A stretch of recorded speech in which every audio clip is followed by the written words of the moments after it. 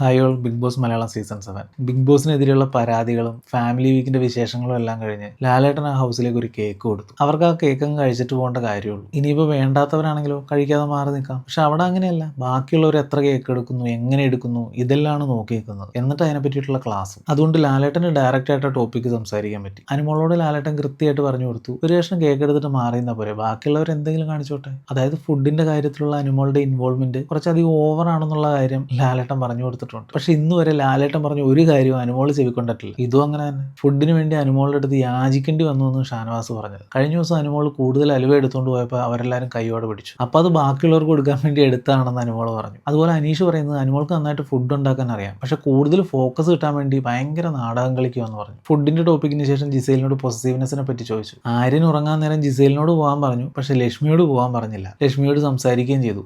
അതാണ് ജിസേലിന്റെ പ്രശ്നം. ഫ്രണ്ട്ഷിപ്പിലൊക്കെ പൊസസീവ്നെസ് ആവാം, പക്ഷെ അത് ഓവറായി കഴിഞ്ഞാൽ പ്രശ്നം തന്നെയാണ്. ഇവിടെ ആര്യന്റെ ഗെയിമിനെ അത് ബാധിക്കുന്നുണ്ടെന്ന് ആര്യൻ എന്തായാലും ബോധ്യപ്പെട്ടിട്ടുണ്ട്. അതുകൊണ്ട് ഗെയിമിൽ ചേഞ്ച് വരുത്തണമെന്ന് ആര്യന് മനസ്സിലായിട്ടുണ്ട്. ഇങ്ങനെയുള്ള കാര്യങ്ങളൊക്കെ വരുമ്പോൾ ആര്യൻ എത്ര അടിപൊളിയായിട്ടാണ് ഹാൻഡിൽ ചെയ്യുന്നത്. ആര്യന്റെ ഫാമിലി വന്നപ്പോഴാണ് ആര്യൻ എന്തുകൊണ്ടാണ് ഇത്ര നല്ല വ്യക്തിയായിരിക്കുന്നതിന്റെ കാരണം നമുക്ക് മനസ്സിലായത്. അവരൊക്കെ എത്ര നൈസായിട്ടാണ് ബാക്കിയുള്ളവരോട് ഇടപഴകിയത്. ജിസേലിനോട് അടുപ്പമുള്ളതുകൊണ്ടാണ് പോകാൻ പറഞ്ഞതെന്നും ബാക്കിയുള്ളവരുടെ പ്രാങ്കിൽ ജിസേൽ വീണുവെന്നും ആര്യൻ പറഞ്ഞു. ലാലേട്ടൻ പ്രാങ്കിന്റെ വിഷുലാന്ന് പറഞ്ഞ് ഇവരുടെ സംസാരം കാണിച്ചു കൊടുത്തു. ബിഗ് ബോസിൽ ഏറ്റവും വലിച്ച തമാശയാണ് ലക്ഷ്മി എന്ന് ഒനിയിൽ പറഞ്ഞതും മണ്ടൻ ആര്യൻ അതിനകത്ത് പോയി വീണെന്ന് ജിസേൽ പറയുന്നതൊക്കെ കാണിച്ചു കൊടുത്തു. അക്ബറാണ് ഇതിന്റെ എല്ലാം പിന്നിലെന്നാണ് എല്ലാവരും വിചാരിച്ചിരിക്കുന്നത്. പക്ഷെ അക്ബർ നല്ല ഉദ്ദേശത്തോടുകൂടി തന്നെയാണ് ഒനീലിനോട് ജിസേലിനോടും ഒക്കെ സംസാരിച്ചത്. ഒനീലിനോട് ആവശ്യമില്ലാത്ത കാര്യങ്ങൾ ഇങ്ങനെ വലിച്ചിടരുത്, അത് ഡേർട്ടി ഗെയിമാണെന്ന് പറഞ്ഞു. ഒനീലിന്റെ ഉള്ളിലുള്ളത് പുറത്തു വരുന്നതാണെന്ന് ഒനീലും ഇപ്പൊ സമ്മതിക്കുന്നുണ്ട്. അതിനപ്പുറത്തേക്കൊന്നും വേണ്ടല്ലോ. ജിസേലിനോട് അക്ബർ പറഞ്ഞത് ഒനീലിന്റെ ഭാഗത്തു നിന്നുള്ള ഇങ്ങനെയുള്ള സംസാരങ്ങൾ പ്രോത്സാഹിപ്പിക്കരുതെന്നാണ്. പക്ഷെ ലാലേട്ടന്റെ മുമ്പിൽ വെച്ച് ഒനീൽ ഈ പറഞ്ഞതെല്ലാം വളച്ചു തിരിക്കുന്നതാണ് നമ്മളെല്ലാം കണ്ടത്. ഒനീൽ ആ ടോപ്പിക് എടുത്ത് ഇട്ടതല്ല പ്രശ്നം, അക്ബർ അത് ചൂണ്ടിക്കാണിച്ചതാണ് പ്രശ്നം എന്നാണ് പറയുന്നത്. ഒനീൽ ആ ടോപ്പിക് എടുത്ത് ഇട്ടതല്ല,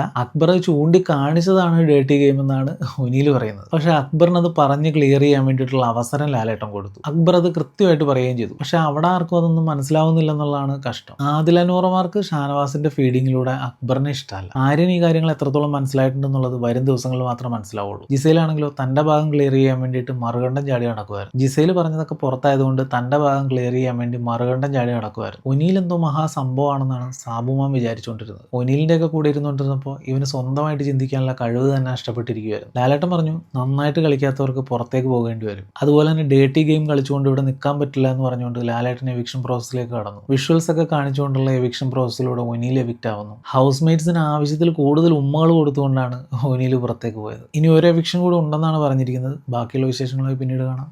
താങ്ക്